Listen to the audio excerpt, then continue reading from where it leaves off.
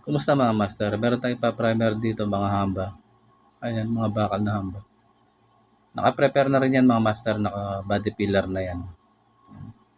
Ayan, magtitimpla na ako dyan ng primer epoxy white. Ang gamit ko pala dyan mga master, Gilder. Tapos yung lager thinner ko dyan, Boysen. Ay magsasalin na ako sa isa lalagyan. Kung anong dami pala ng epoxy na gagamitin natin mga master, ganun din ang lager thinner ilalagay natin. Yan, maglalagay na ako dyan ng catalyst. Pag naglagay pala tayo ng catalyst mga master, ako konti lang yung ginagamit ko sa paglagay ng catalyst. Kasi pag napadami yung ilalagay nating catalyst, parang hirap matuyo.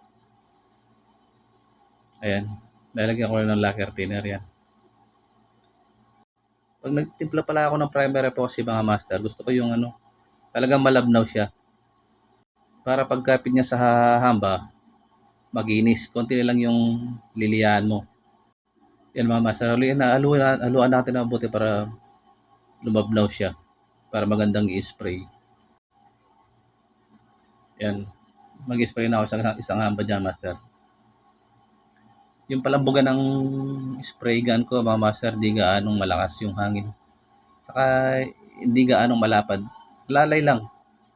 Kasi pag napasobra yung buga natin dyan, baka tutulo yung pintura natin dyan dahil malabnaw nga yung natin, pintura.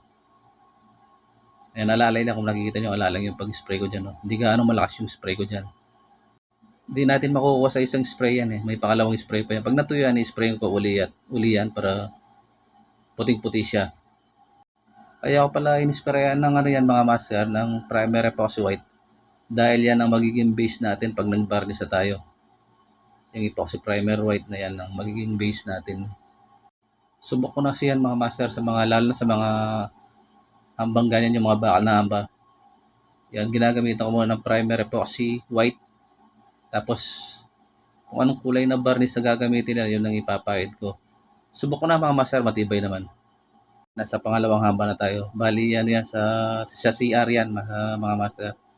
Yung in-spray. Tingnan nyo mga master, yung buga ko, alalay lang ako. Di gaano malakas. Kasi pag nilakasan mo yung sigurado, tutulo yan. Lalo na malabnaw yung pinturang ginagamit natin sa pag-spray. Yan dito sa pangatlong hamba tayo. Yan, close up naman tayo dyan. No? Ayan. Yan mga master. Subok ko na talaga yan mga master, yung primer epoxy white. Napakatibay na pang-base niyan. Lalo na sa mga bakal na ganyan.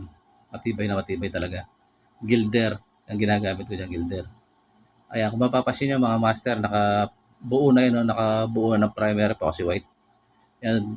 Sa susunod kong video mga master, makikita nyo kung paano ako mag-varnish. Salamat na lang sa panonood mga master. Sana i-follow nyo ako sa aking Facebook page. At i-like and share na rin itong video na to. Salamat mga master.